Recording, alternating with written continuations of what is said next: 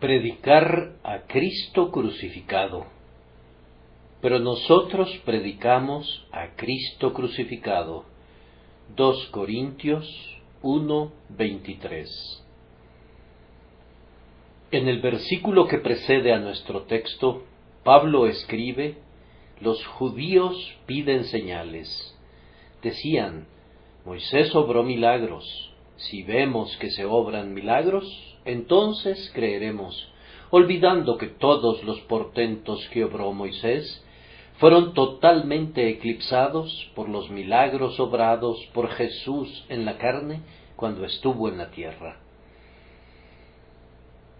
Luego hubo ciertos maestros judaizantes que, para ganarse a los judíos, predicaban la circuncisión, exaltaban la Pascua y procuraban demostrar que el judaísmo podía existir al lado del cristianismo y que los antiguos ritos podían ser practicados todavía por los seguidores de Cristo. Entonces Pablo, que a todos los hombres fue hecho de todo, para que de todos modos salvara a algunos, tomó una determinación y dijo, en efecto: independientemente de lo que hagan otros, nosotros predicamos a Cristo crucificado, y no nos atreveríamos a alterar, ni podríamos alterar, ni alteraríamos el tema grandioso de nuestra predicación: Jesucristo y a este crucificado. Luego agregó: y los griegos buscan sabiduría. Corinto era el ojo mismo de Grecia, y los griegos de Corinto buscaban ávidamente aquello que valoraban como la sabiduría, es decir, la sabiduría de este mundo, no la sabiduría de Dios que Pablo predicaba. Los griegos atesoraban asimismo el recuerdo de la elocuencia de Demóstenes y otros oradores famosos, y pensaban que la verdadera sabiduría debía ser proclamada con los adornos de una elocución magistral. Pero Pablo escribe a esos griegos de Corinto: me propuse no saber entre vosotros cosa alguna sino a Jesucristo y a este crucificado, y ni mi palabra ni mi predicación fue con palabras persuasivas de humana sabiduría, sino con demostración del Espíritu y de poder, para que vuestra fe no esté fundada en la sabiduría de los hombres, sino en el poder de Dios. Ahora hay algunas personas en estos días que se alegrarían si nosotros predicáramos cualquier cosa excepto a Cristo crucificado. ¿Acaso los más peligrosos de ellos sean los que piden a gritos una predicación intelectual, con lo que quieren decir una predicación que ni los oyentes ni los predicadores mismos puedan entender? El tipo de predicación que tiene poco o nada que ver con las Escrituras y que requiere, para su explicación, más bien de un diccionario que de una Biblia. Estas son las personas que continuamente van de un lado a otro preguntando: ¿han escuchado a nuestro ministro? Nos dio un asombroso discurso el domingo pasado por la mañana.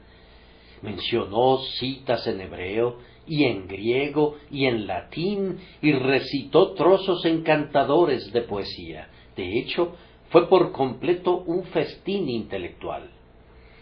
Sí, y yo he comprobado que usualmente esos festines intelectuales conducen a la ruina de las almas.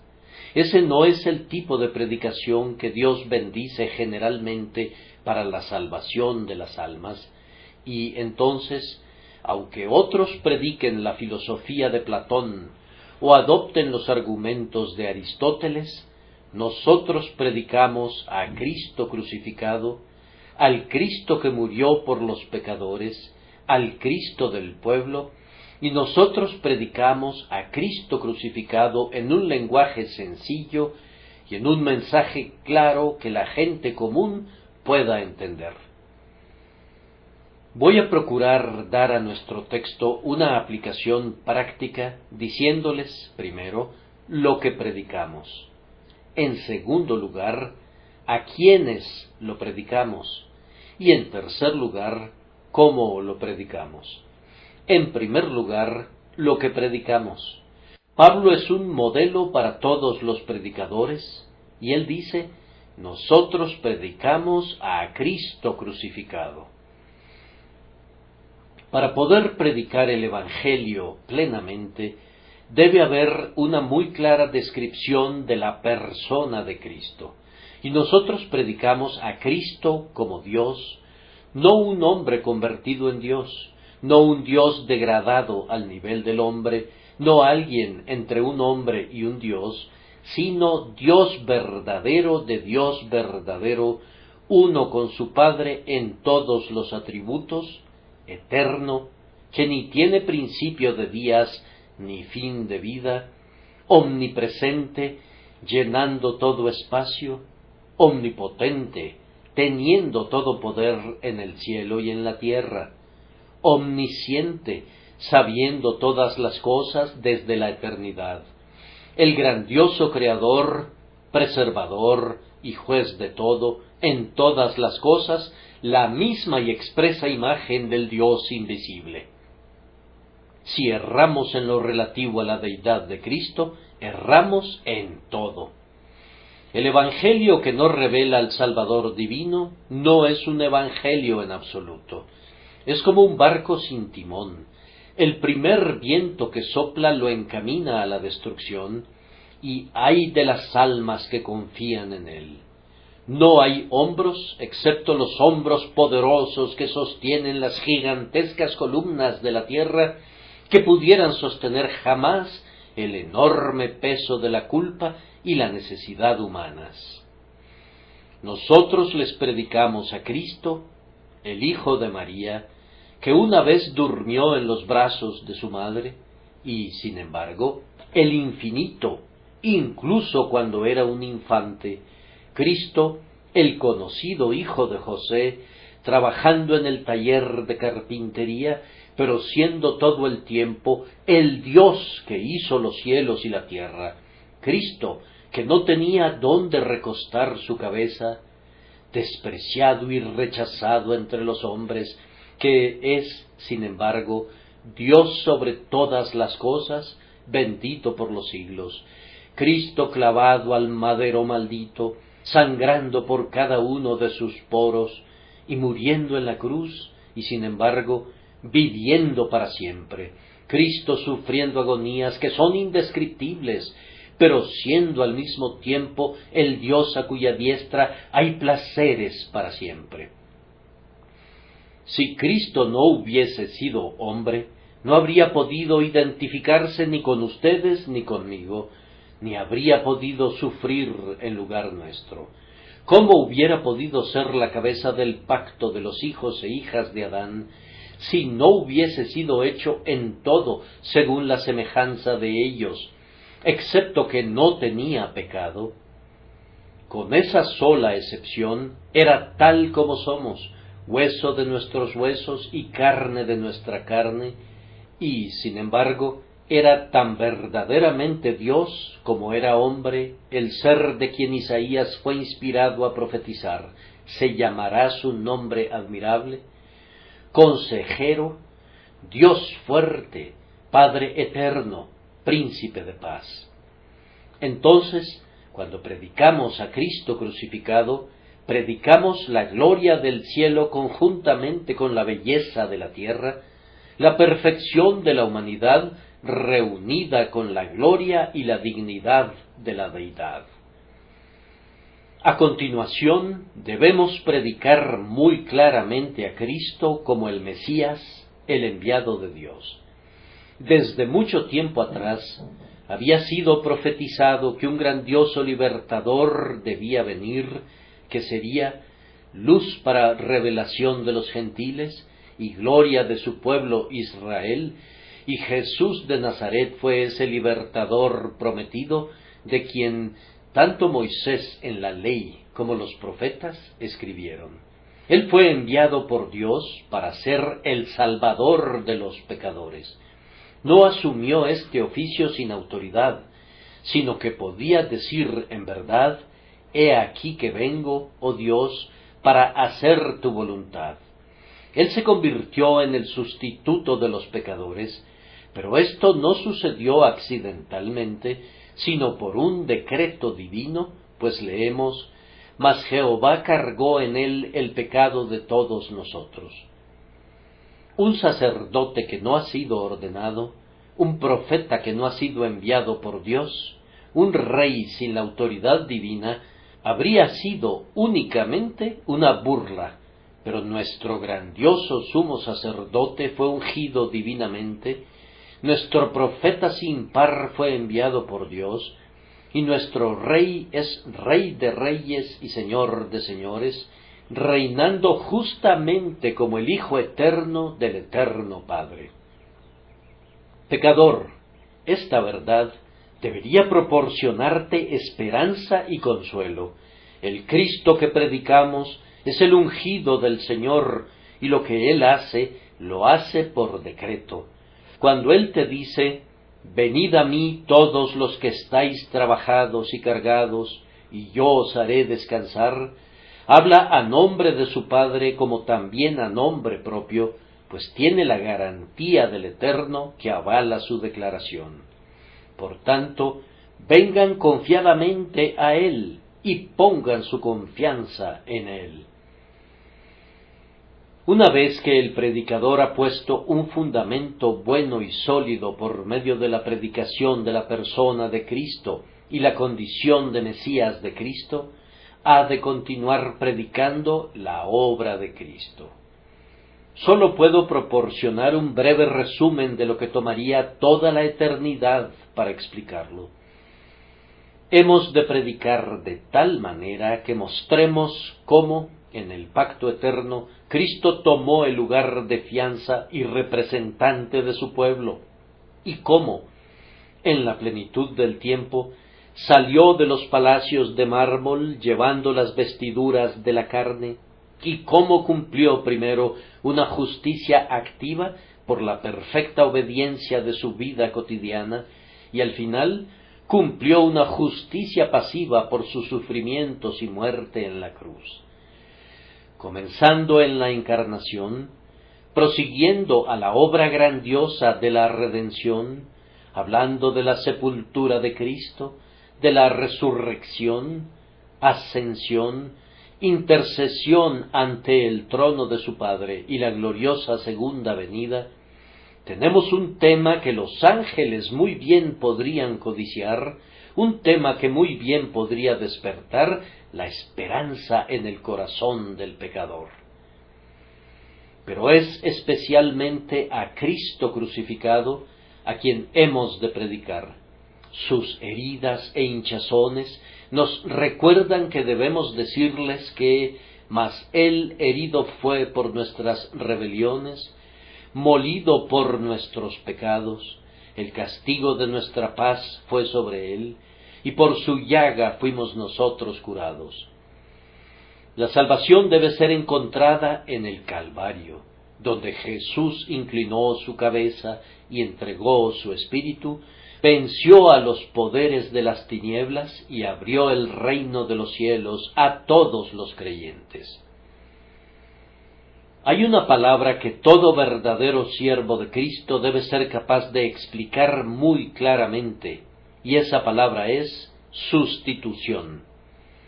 Yo creo que sustitución es la palabra clave para toda la teología. Cristo ocupa el lugar de los pecadores y es contado entre los transgresores por causa de las transgresiones de ellos, no de las suyas propias. Cristo paga nuestras deudas y salda todos nuestros pasivos. Esta verdad implica, por supuesto, que nosotros tomamos el lugar de Cristo cuando Él toma el nuestro, de tal forma que todos los creyentes son amados, aceptados, hechos herederos de Dios y en el tiempo señalado son glorificados con Cristo para siempre. Hermanos ministros, si no predican otra cosa, hagan que sus oyentes entiendan siempre, claramente, que hay un sustituto divino y suficiente en todo para los pecadores, y que todos los que ponen su confianza en Él serán salvados eternamente. Cuando hemos predicado así a Cristo, debemos predicar también sus oficios. Debemos predicar a Cristo como el grandioso sumo sacerdote que vive para siempre e intercede por nosotros. Debemos predicarle como el profeta cuyas palabras son divinas y por tanto llegan a nosotros con una autoridad de la que no puede hacerse caso omiso. Debemos asegurarnos de predicarle siempre como Rey, poniendo la corona de alabanza sobre su cabeza real y reclamando de su pueblo la inalterable fidelidad y lealtad de sus corazones y el servicio indiviso de sus vidas. Debemos predicar también los derechos de Cristo para sus oficios. Es un esposo, debemos decirle cuán amoroso y cuán tierno es. Es un pastor, debemos proclamar su paciencia, su poder, su perseverancia, y debemos publicar especialmente su abnegado amor demostrado al entregar su vida por sus ovejas. Es un Salvador, debemos mostrar cómo Él puede salvar perpetuamente a los que por Él se acercan a Dios. Debemos hablar mucho sobre la mansedumbre que no quiebra la caña cascada, ni apaga el pábilo que humeare. Nos debe deleitar hablar de Cristo, que se inclina hacia el hombre de quebrantado corazón y le sana las heridas, y tiene su oído abierto para oír el clamor de un espíritu contrito.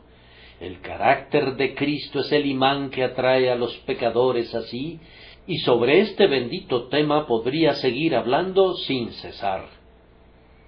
Cuando, en una ocasión, Rutherford estaba hablando de las bellezas del Cristo a quien amamos tan encarecidamente, uno de sus oyentes se vio constreñido a gritar: «¡Vamos, hombre! Tienes el tono correcto, sigue así». Y en verdad, este es un tema que podría inducir al tartamudo a hablar con poder y hacer que el propio mudo fuera elocuente por Cristo. ¡Oh, cuán glorioso es nuestro bendito Señor! Podemos decir muy bien con la esposa: todo Él es codiciable.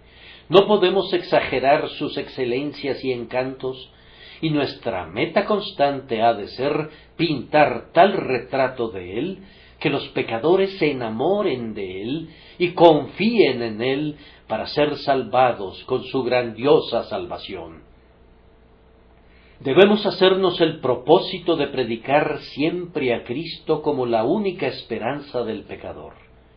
En tiempos antiguos había ciertas personas ingenuas que pretendían encontrar un remedio universal para todas las enfermedades, una panacea, pero su búsqueda fue en vano. Todos los anuncios de medicinas de curanderos que pudieran engañar a la gente ingenua no convencerán nunca a la gente juiciosa de que se descubrió o será descubierta jamás una panacea para todas las enfermedades heredadas por la carne.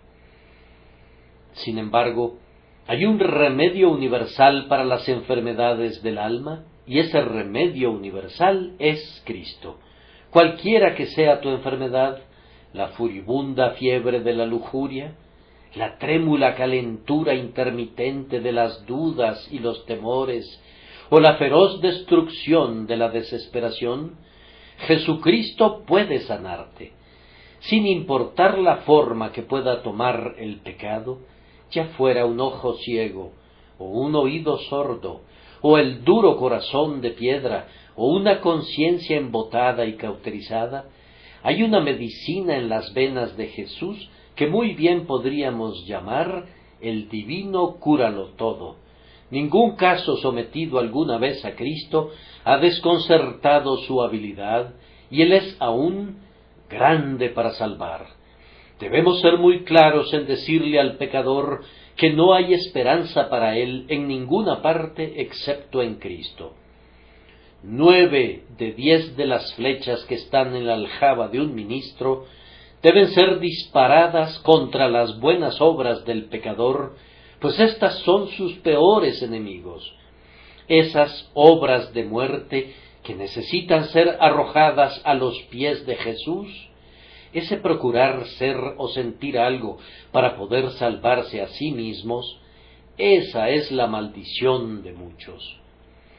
Oh pecador, aunque desde la coronilla de tu cabeza hasta la planta de tus pies no haya una parte sana en ti, y sólo estés lleno de heridas y contusiones y de llagas putrefactas, si crees en Jesús, Él sanará cada partícula de tu ser, y proseguirás tu camino como un pecador salvado por la gracia.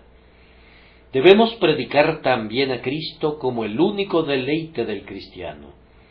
Necesitábamos a Cristo como un salvavidas cuando nos estábamos hundiendo en las olas del pecado, pero ahora que nos ha puesto a salvo en tierra, necesitamos que sea nuestro alimento y nuestra bebida.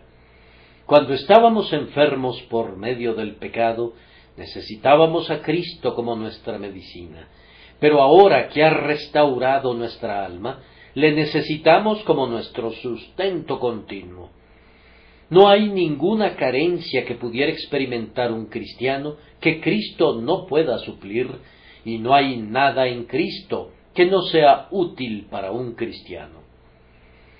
Ustedes saben que algunas cosas que poseemos son buenas, pero no todas son completamente útiles para nosotros. Por ejemplo, la fruta es buena, pero tiene una cáscara que ha de ser mondada y una semilla que ha de ser desechada. Pero cuando Cristo se da a nosotros, podemos tomarlo todo y gozarlo para deleite de nuestro corazón. Todo lo que Cristo es y todo lo que Cristo tiene es nuestro. Por tanto, cristiano, haz un pacto con tu mano de que te asirás de la cruz de Cristo para que sea tu única confianza. Haz un pacto con tus ojos de que no buscarás la luz en ninguna otra parte excepto en el sol de justicia. Haz un pacto con tu ser entero de que serás crucificado con Cristo y luego serás llevado al cielo para vivir y reinar con Él eternamente. Sí, esta ha de ser la expresión de tu corazón. Tú, oh Cristo, tú eres todo lo que necesito, lo que encuentro en ti no tiene límites. Ahora, en segundo lugar, ¿a quién debemos predicar esto? Posiblemente algún hermano diga, debes predicar a Cristo a los elegidos. Pero ¿cómo podríamos saber quiénes son los elegidos? Leí un sermón hace algún tiempo en el que el ministro decía, he estado predicando a los vivos en Sión, el resto de ustedes está muerto y no tengo nada que decirles a ustedes.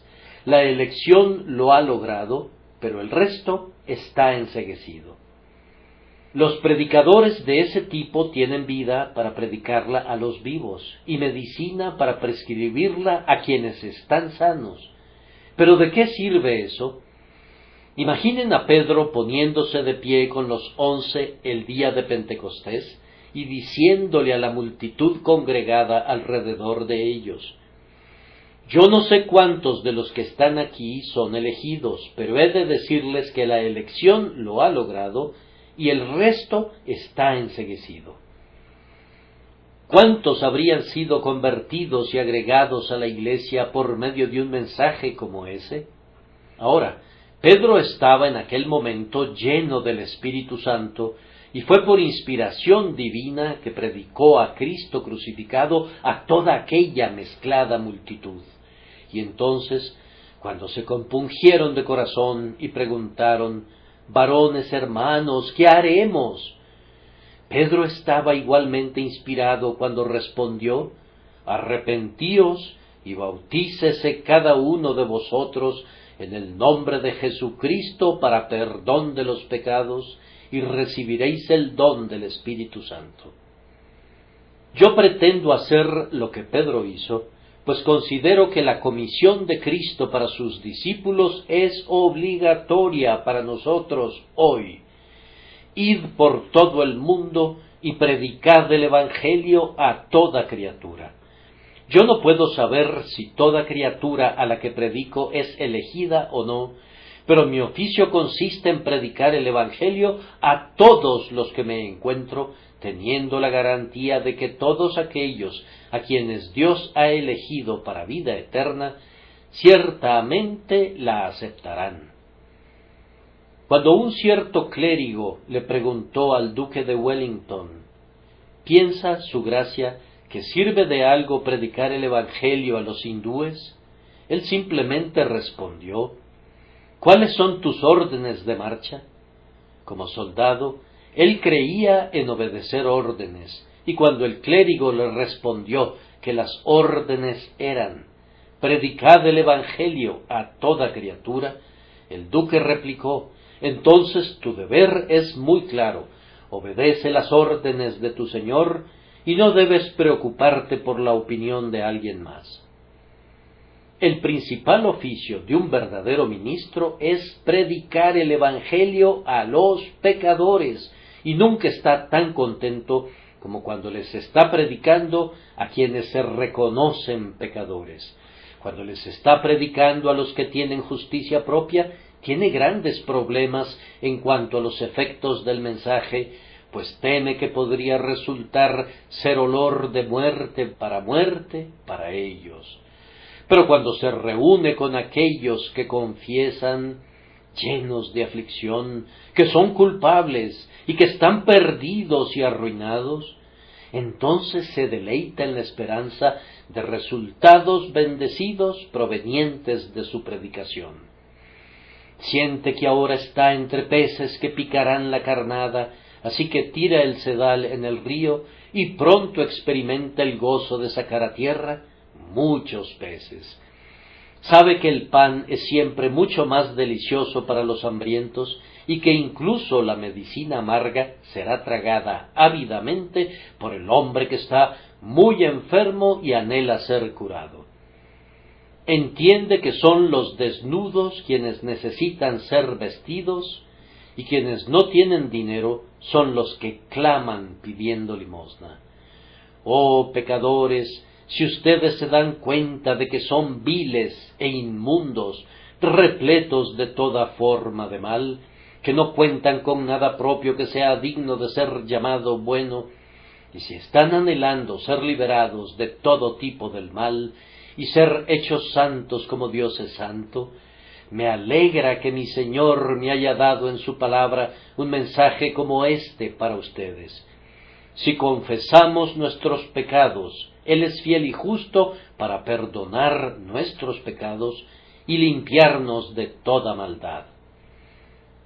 Aun así, un verdadero ministro de Cristo no limita su predicación a los pecadores que están persuadidos de su culpa, sino que predica el Evangelio a pecadores de cualquier edad, a los menores, cuyas vidas no han sido manchadas todavía por los vicios de la edad, les predica a Cristo crucificado como el Salvador de los niños, y se alegra en verdad cuando los muchachos y muchachas confían en Jesús y son salvados. A ustedes que han alcanzado la mitad de la vida, se les predica a Cristo crucificado como el bálsamo que cura toda herida, el cordial usado para toda preocupación, y queda agradecido cuando ustedes son salvados también por la gracia por medio de la fe en Jesús. A los ancianos y a los que tienen grises sus cabellos, a los decrépitos, a quienes están al propio borde de la tumba, les predica a Cristo crucificado. Si pudiese encontrar un pecador que hubiere alcanzado la edad de Matusalén, todavía le predicaría el mismo Evangelio, pues sabe que no hay ningún Salvador excepto el Cristo crucificado del Calvario, y sabe también que sean viejos o jóvenes, o no viejos ni jóvenes, todos los que confían en Él, son salvados inmediatamente y salvados para siempre. Y a la vez que predica a Cristo a los pecadores de todas las edades, Él también predica de Cristo a los pecadores de todos los rangos. Para las reinas y príncipes y nobles no tienen nada mejor que predicar que Cristo, y no tienen nada menos que Cristo para predicarles a los campesinos y artesanos, o a los indigentes, Cristo crucificado para los hombres de letras y de erudición, y Cristo crucificado igualmente para los ignorantes y los analfabetas. Él también predica de Cristo a los pecadores de todo tipo, incluso a los ateos, al hombre que dice que no hay Dios, y lo exhorta a que crea y viva. Predica de Cristo a los hombres abiertamente profanos. Cuando hacen una pausa momentánea en sus blasfemias, les habla de ese grandioso juramento que Dios ha jurado. Vivo yo, dice Jehová el Señor, que no quiero la muerte del impío, sino que se vuelva el impío de su camino y que viva. Nosotros predicamos a Cristo a las rameras en las calles y, cuán gozosamente muchas de ellas le recibieron y cuán alegremente han encontrado limpieza de sus inmundas manchas en la preciosa sangre de Jesús.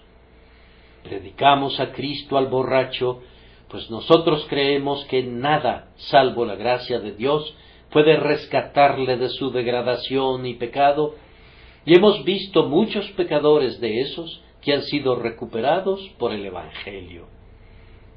La predicación de Cristo crucificado, el izamiento del Hijo de Dios agonizante, como Moisés levantó la serpiente en el desierto, tiene el poder suficiente para trastornar al mundo entero y para convertir en santos a los pecadores. Por tanto, tenemos la intención de continuar predicando a Cristo a todos los pecadores de todo tipo.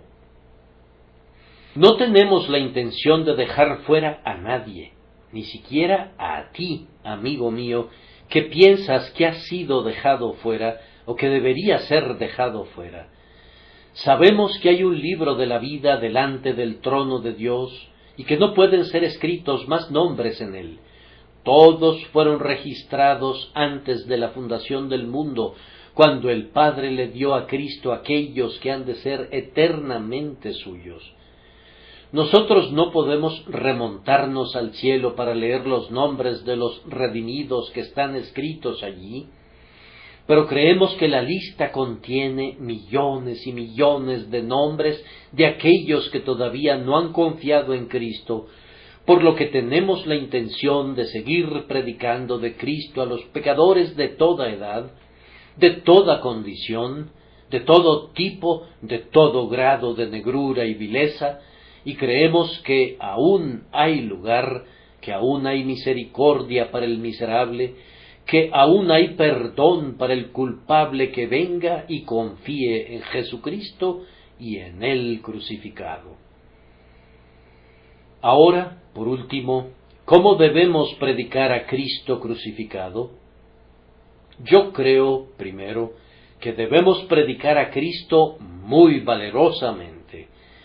Recuerdo a un joven que subió a un púlpito para dirigirse a una pequeña congregación y comenzó diciendo que esperaba que perdonaran su juventud y que excusaran su impertinencia al venir a hablarles.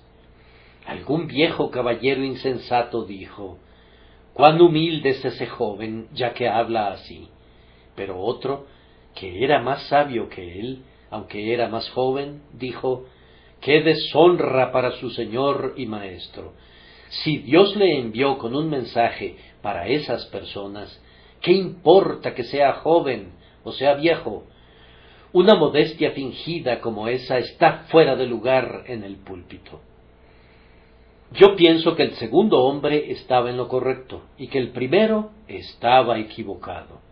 Un verdadero ministro del Evangelio es un embajador de Cristo ¿Y acaso nuestros embajadores van a las cortes extranjeras con disculpas por llevar mensajes de su soberano?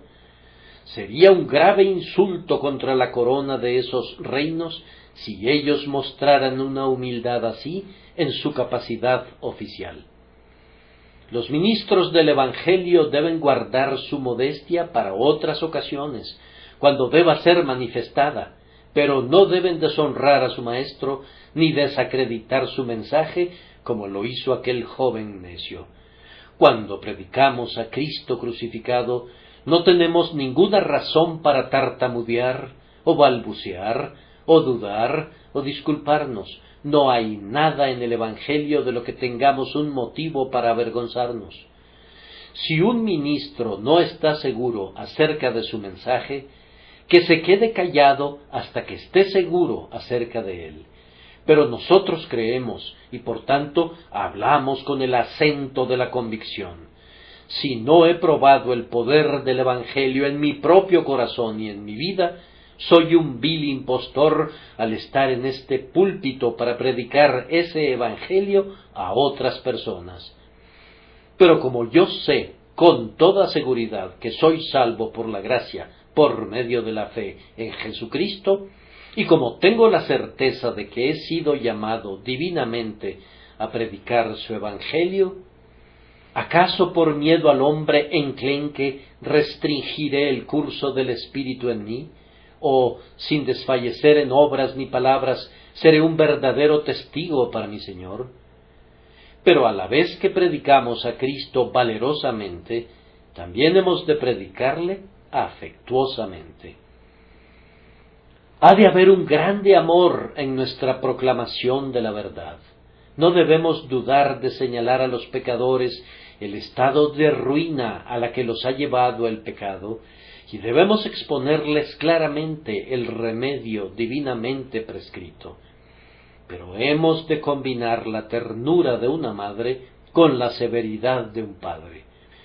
Pablo parecía tanto una madre como un padre en un sentido espiritual en su ministerio. Escribió a los Gálatas: hijitos míos, por quienes vuelvo a sufrir dolores de parto hasta que Cristo sea formado en vosotros. Y a los de Corinto escribió: en Cristo Jesús yo os engendré por medio del Evangelio, y todo verdadero ministro de Cristo, a su medida, puede identificarse con él en esas dos experiencias. Sí, pecadores, en verdad, nosotros les amamos. Con frecuencia, nuestro corazón está a punto de ser quebrantado por el anhelo que tenemos de verlos salvos. Desearíamos poder predicarles con los ojos bañados en llanto de un Baxter, no, más bien con el corazón que se derrite y con el celo consumidor del Salvador. Entonces, a continuación, debemos predicar solamente a Cristo. Con Pablo, todo verdadero ministro debería ser capaz de decirles a sus oyentes: me propuse no saber entre vosotros cosa alguna, sino a Jesucristo y a éste crucificado. El predicador no debe mezclar nunca ninguna otra cosa con el Evangelio.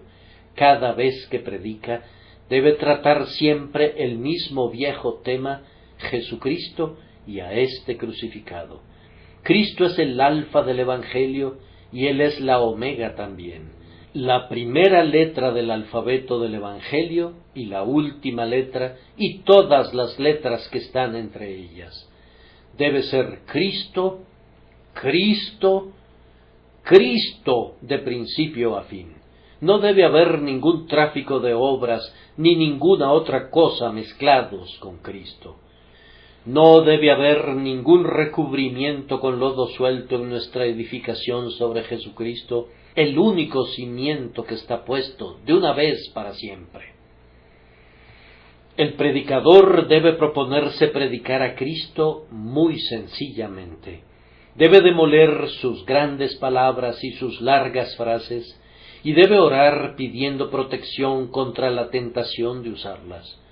Usualmente son las frases cortas, como dagas, las que hacen el mejor trabajo. Un verdadero siervo de Cristo no debe intentar nunca dejar que la gente vea cuán bien predica. Nunca debe desviarse de su camino para insertar un hermoso trozo de poesía en su sermón, ni debe introducir excelentes citas de los clásicos. Debe emplear un estilo sencillo y casero, o cualquier estilo que Dios le hubiere dado. Ha de predicar a Cristo tan claramente que sus oyentes no sólo puedan entenderle, sino que no puedan malinterpretarle incluso si trataran de hacerlo. Ahora, mi tiempo se ha agotado y debo concluir diciendo que debemos procurar predicar a Cristo salvadoramente. Oh pecadores, yo quisiera que ustedes confiaran en Cristo en este preciso instante. ¿Se dan cuenta de cuán grande es su peligro? Alma inconversa, tú estás parada, por decirlo así, sobre la boca del infierno, sobre una sola tabla, y esa tabla está podrida. Hombre, tú podrías estar en tu tumba antes de que amanezca otro día domingo, y entonces, si no eres salvo, estarás en el infierno. Ten cuidado de no ser llevado sin que estés preparado, pues si esa fuera tu infeliz porción, no habrá recompensa que pudiera librar a tu alma de descender al abismo. Mira tu necesidad de Cristo, pecador, y aférrate a Él por la fe. Nadie sino Cristo puede salvarte. Cristo es el camino. Tú puedes andar por todos lados, toda tu vida, tratando de encontrar otra entrada al cielo, pero no la encontrarás, pues este es el único camino. ¿Por qué no habrías de venir a Dios por medio de Cristo? ¿Por qué razón eres tan ingrato como para despreciar la misericordia paciente de Dios? ¿No te conducirá la bondad de Dios al arrepentimiento? ¿Acaso morirá Cristo por los pecadores, y tú, pecador, te apartarás de Él, que es el único que puede darte la vida? Basta que creas en Él, y Él te salvará. Tus pecados, que son muchos, te serán perdonados todos. Tú serás adoptado en la familia de Dios, y a su debido tiempo te encontrarás en el cielo para no salir jamás. Si quieres ser feliz, si quieres gozar de la paz que sobrepasa todo entendimiento, si quieres tener dos cielos, un cielo abajo y un cielo arriba, confía en Jesús, pecador, confía en Jesús en este preciso instante. No salgas de este edificio como un réprobo. Una mirada creyente te traerá la salvación, pues hay vida en una mirada al crucificado, hay vida en este instante para ti.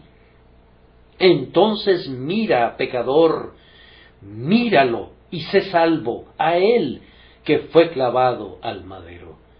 Míralo a Él ahora, que el Espíritu Santo los habilite para mirar y vivir por Jesucristo nuestro Señor. Amén.